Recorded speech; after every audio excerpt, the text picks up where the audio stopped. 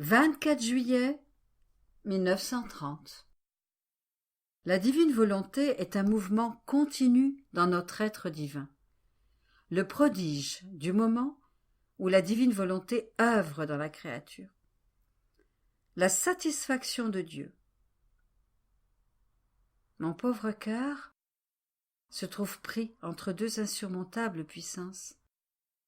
Le divin fiat et la douleur de la privation de mon doux Jésus. Les deux sont puissantes sur mon pauvre cœur. La privation de celui qui faisait tout le bonheur de ma pauvre existence se convertit pour moi en intense amertume, et le divin vouloir qui me subjugue m'absorbe dans sa divine volonté pour transmuer en lui mon amertume. Je me trouvais sous ces terribles oppressions lorsque mon doux Jésus est venu me surprendre pour me dire « Ma fille, courage, n'aie pas peur, je suis ici avec toi, et le signe, c'est que tu sens en toi la vie de mon fiat. Je suis inséparable de mon fiat. Tu dois savoir que notre volonté est en continuel mouvement dans notre être divin. Son mouvement ne cesse jamais. Ses œuvres sont toujours en action. Par conséquent, elle opère toujours. Les merveilleuses surprises qui se produisent lorsque la créature entre dans notre divine volonté sont enchanteresses et prodigieuses.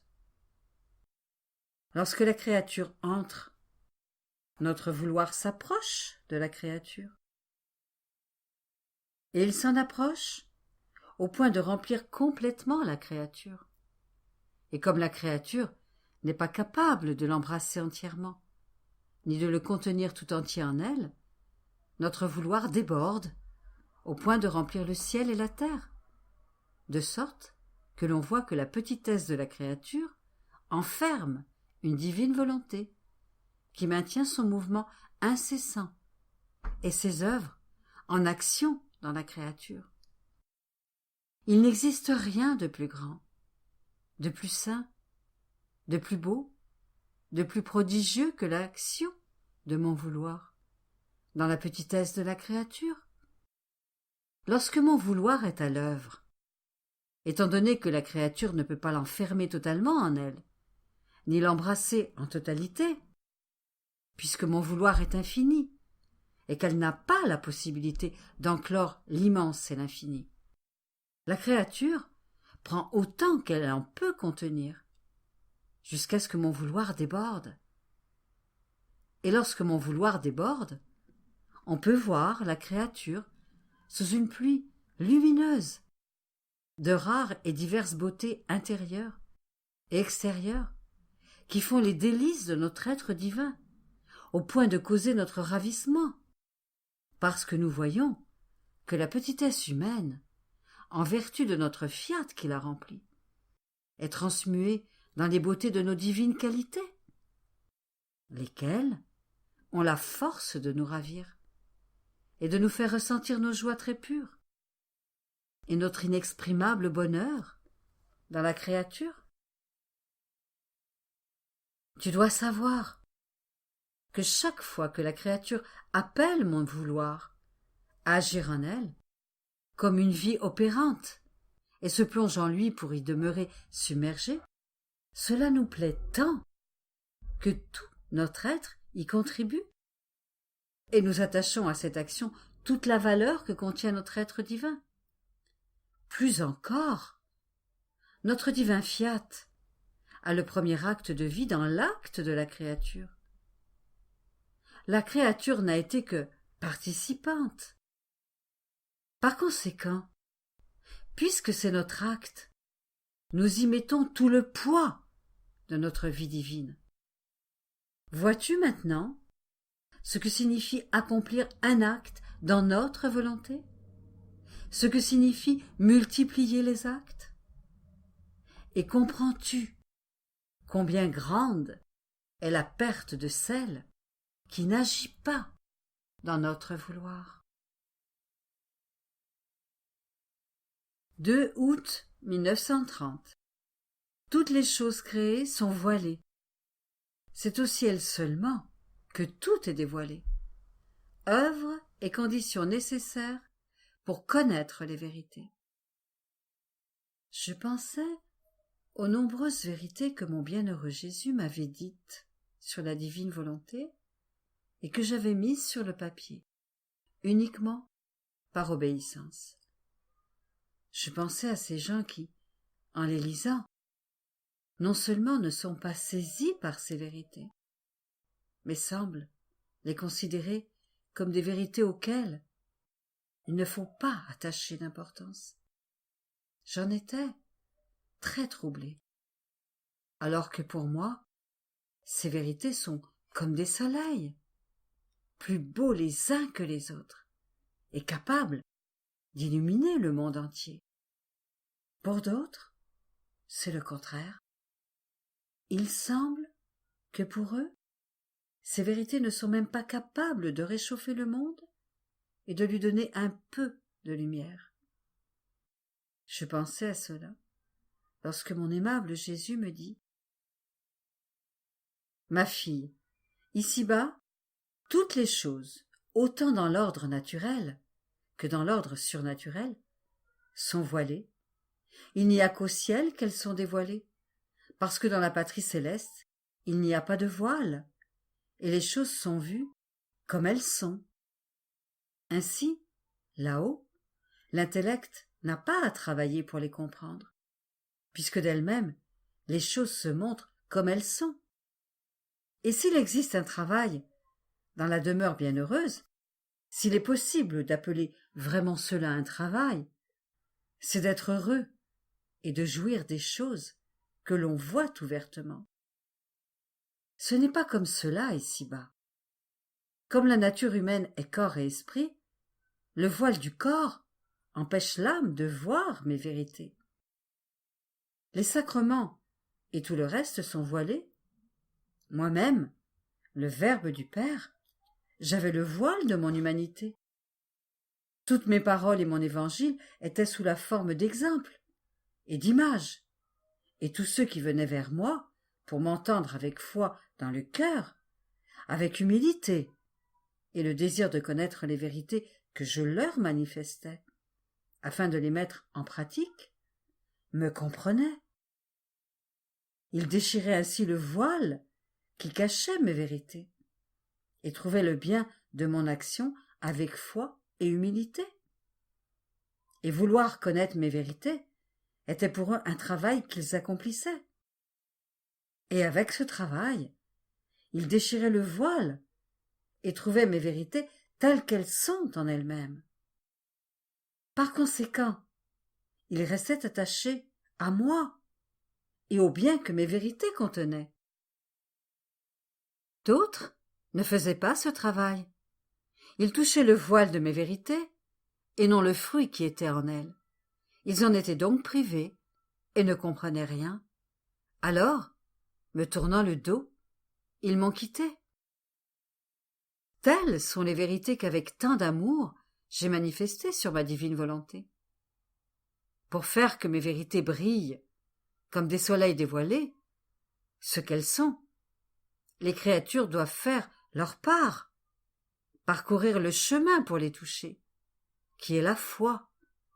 Elles doivent désirer mes vérités, vouloir les connaître, prier et humilier leur intelligence afin d'ouvrir leur intellect pour que le bien de la vie de mes vérités entre en elles.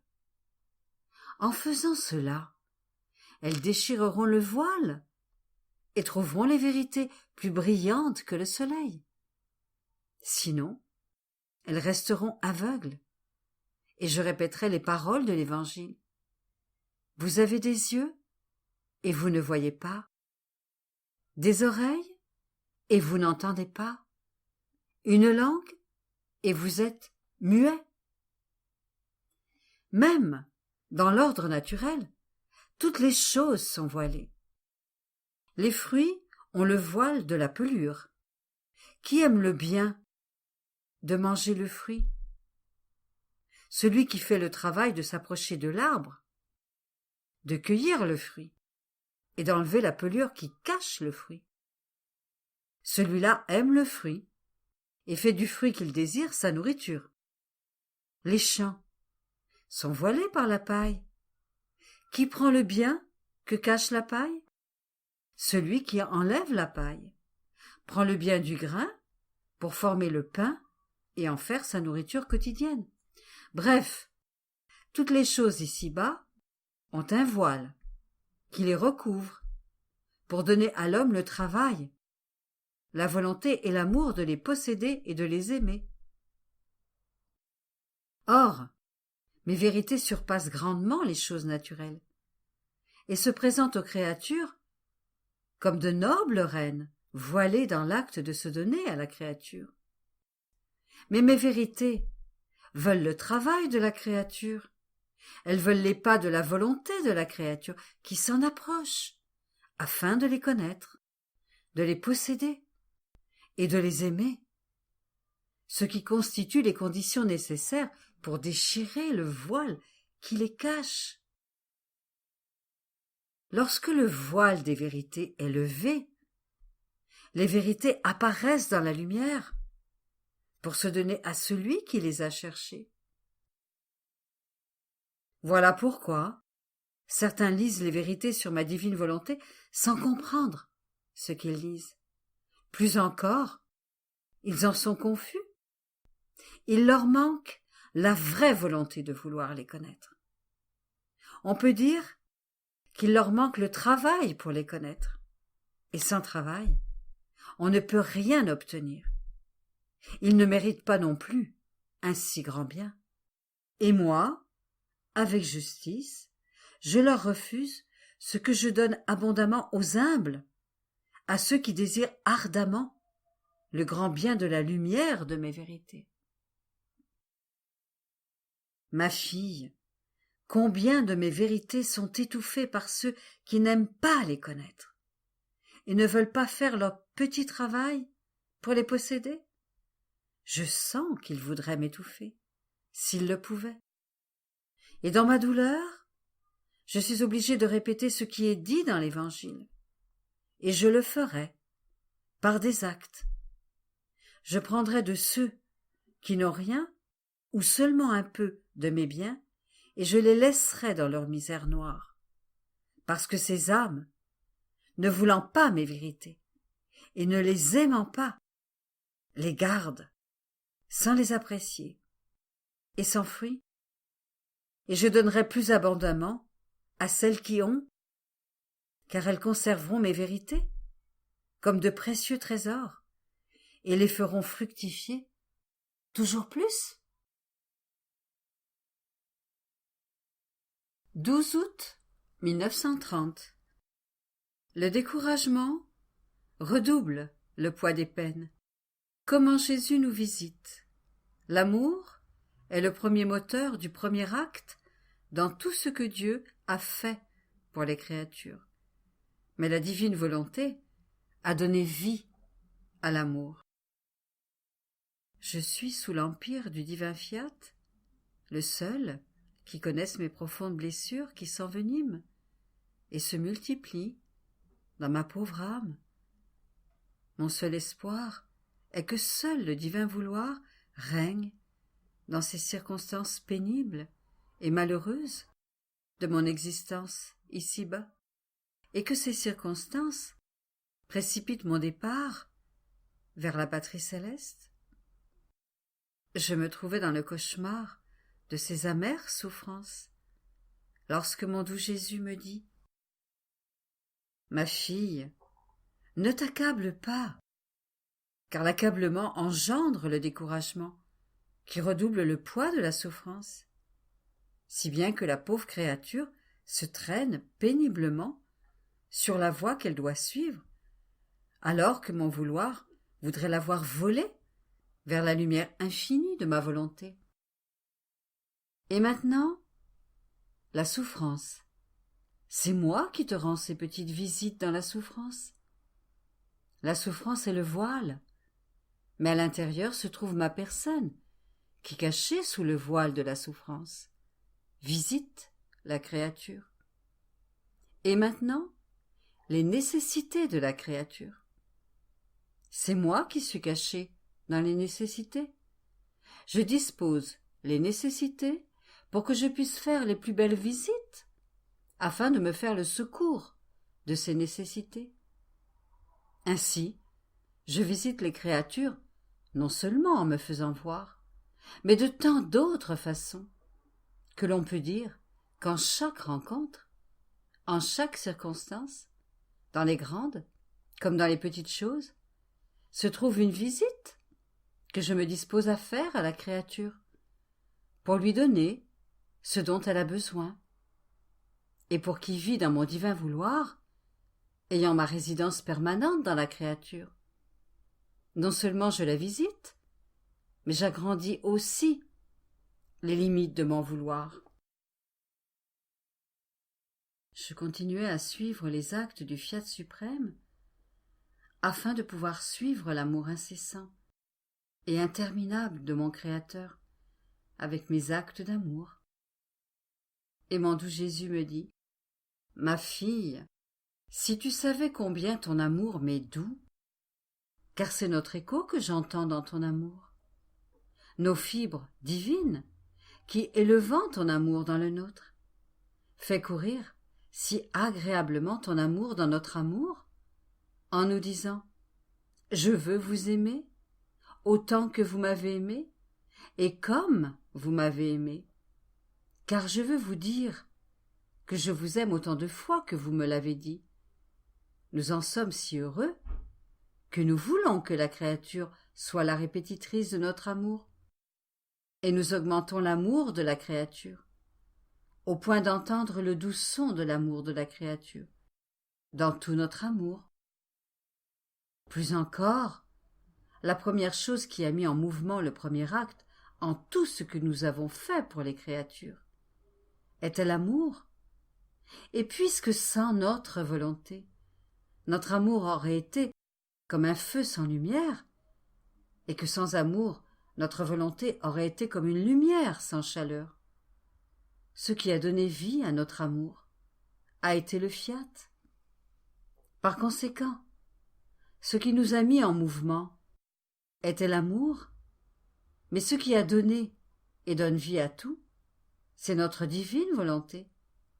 C'est pourquoi quiconque veut trouver la vraie vie doit venir dans notre divine volonté, où l'âme trouvera la plénitude de notre amour et obtiendra les prérogatives de notre amour qui sont un amour qui féconde, un amour qui croit, un amour qui embrasse tout, un amour qui meut tout dans l'amour, un amour insurpassable et sans fin, un amour qui aime tout et qui conquiert tout.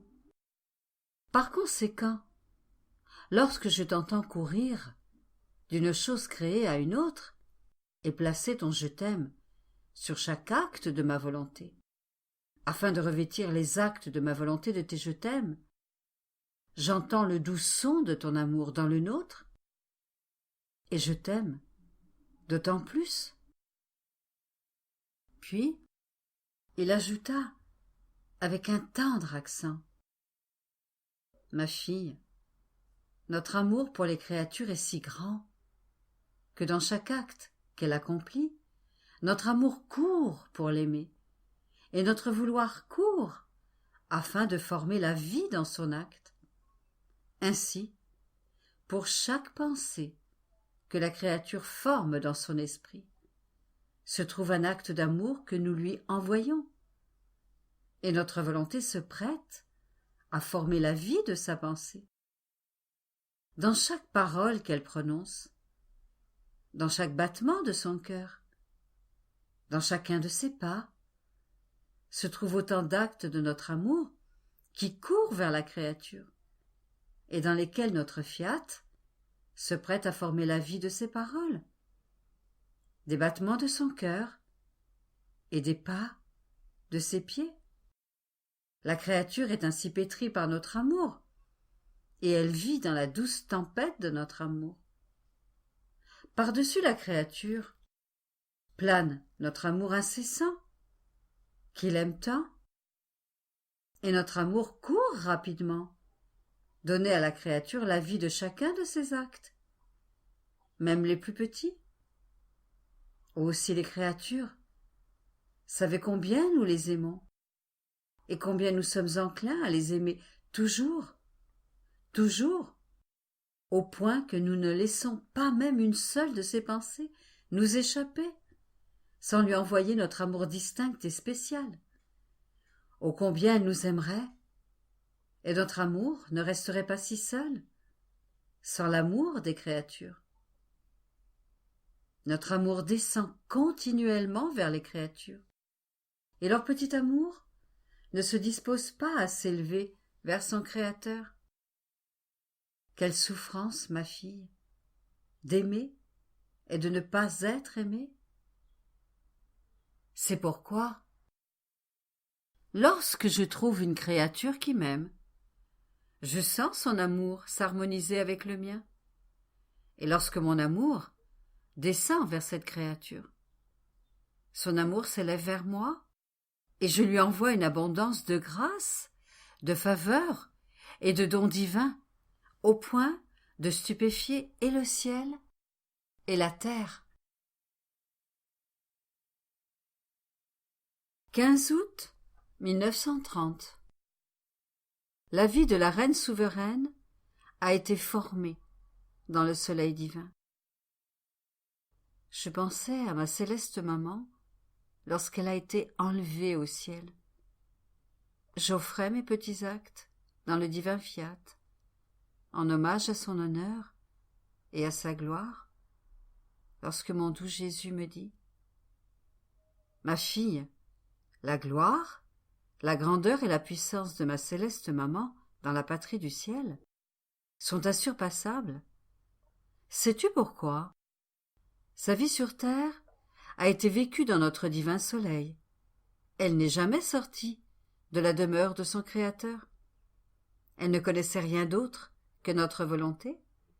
Elle n'aimait rien en dehors de nos intérêts et ne demandait rien qui ne soit pour notre gloire. On peut dire qu'elle formait le soleil de sa vie, dans le soleil de son Créateur. Ainsi, quiconque veut la trouver dans la céleste demeure doit venir dans notre soleil, où la reine souveraine, ayant formé son soleil, répand sur tous ses rayons maternels bienfaisants.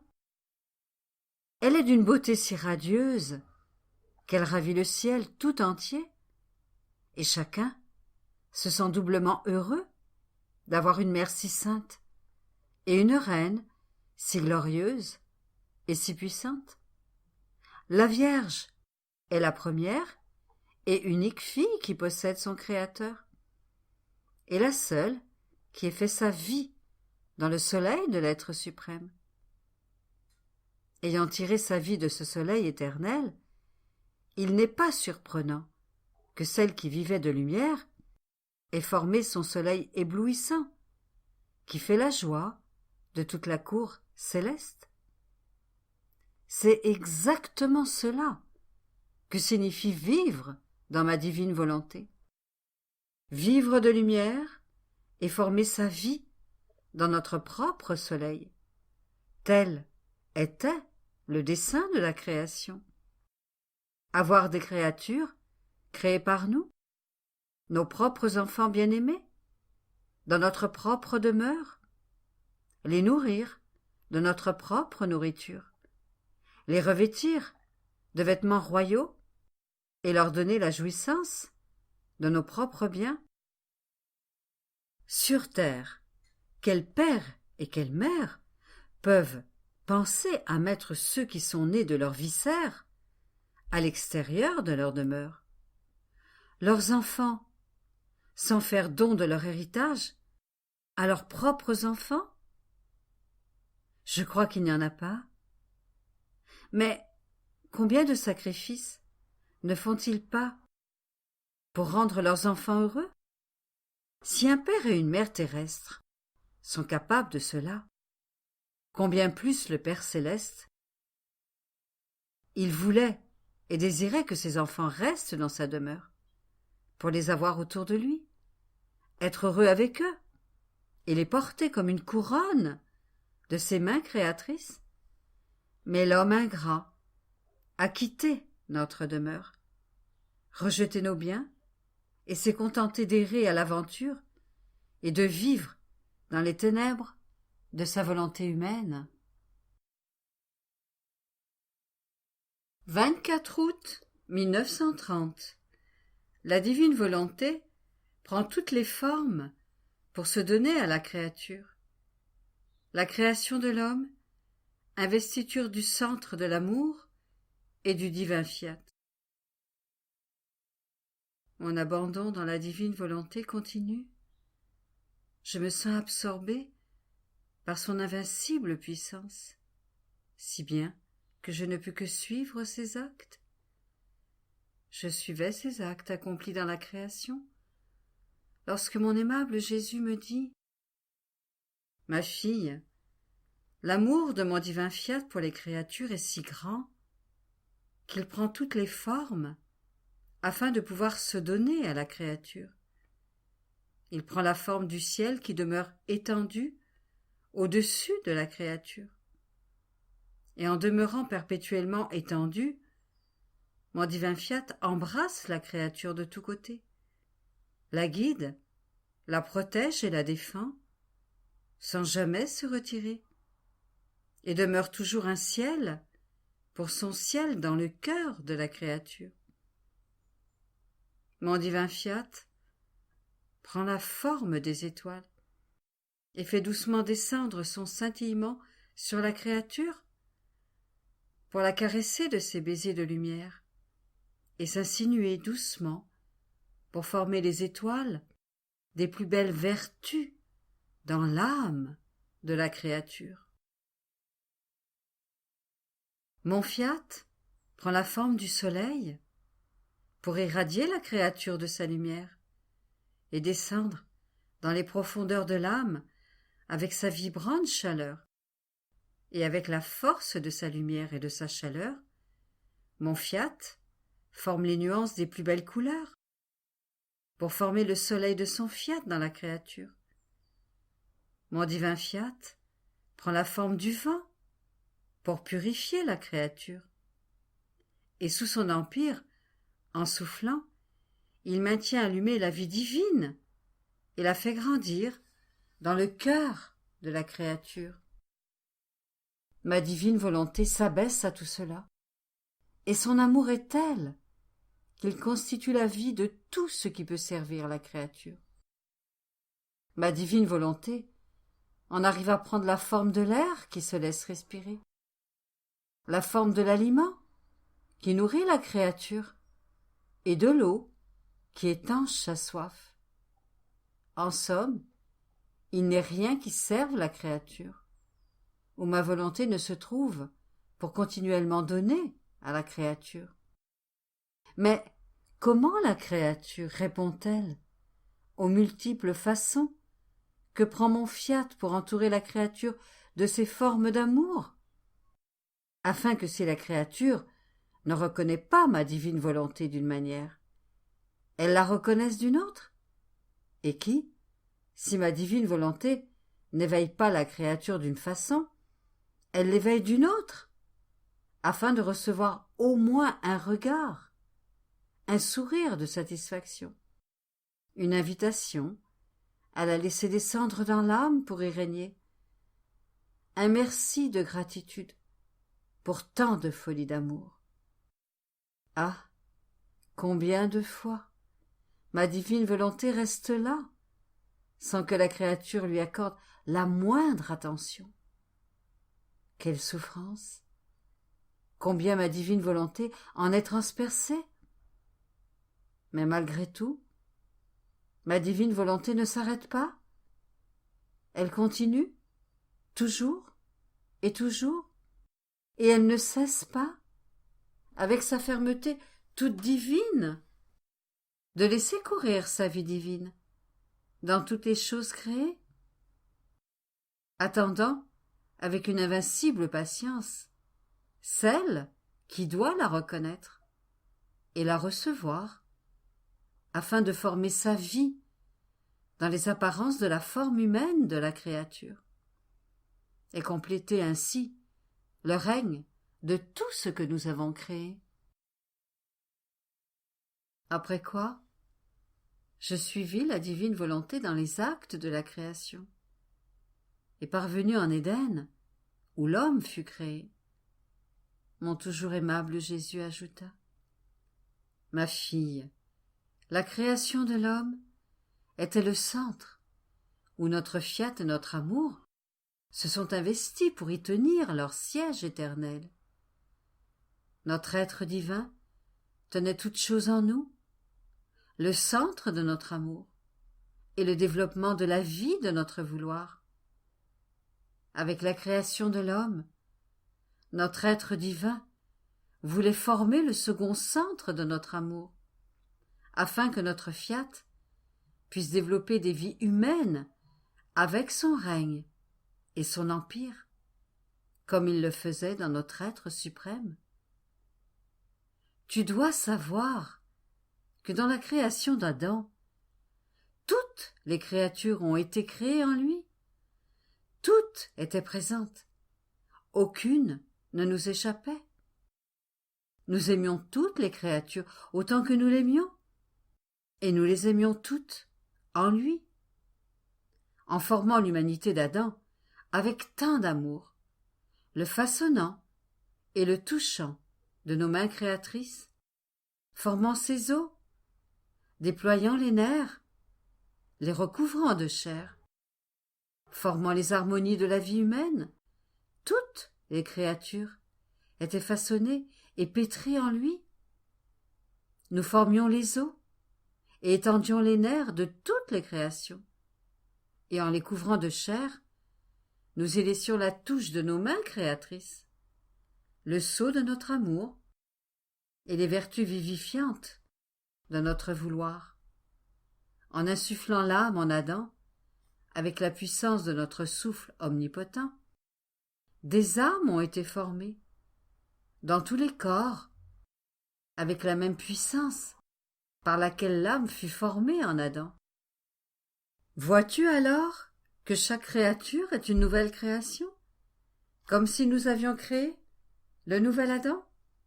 Parce qu'en chaque créature, nous voulons renouveler le grand prodige de création, l'investiture du centre de notre amour et le développement de la vie de notre fiat. L'excès de notre amour, en créant l'homme, était tel que jusqu'à la venue de la dernière créature sur terre, nous serons dans l'acte continu de création, pour donner à chacune ce qui fut donné au premier homme créé, notre amour débordant, la touche de nos mains créatrices, pour la formation de chacun d'eux. Par conséquent, ma fille, je recommande que tu saches reconnaître et conserver en toi l'investiture de notre amour et l'opération de la vie de notre fiat. Et tu éprouveras les prodiges de la création continuelle et notre amour débordant qui t'inonde d'amour. Ainsi, tu n'éprouveras rien d'autre que mon amour et ma volonté.